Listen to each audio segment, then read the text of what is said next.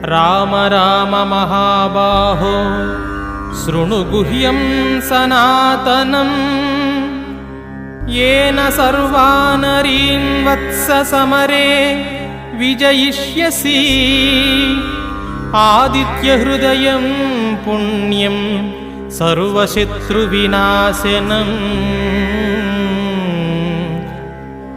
जयावहं जपे नित्यमक्षयं परमं शिवम्।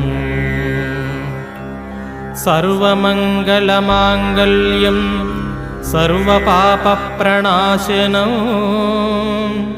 चित्ताशोकप्रशमनम् आयुर्वर्धनमुत्तमम्। रश्मिमन्तं समुद्यन्तं देवासुरनमस्कृतं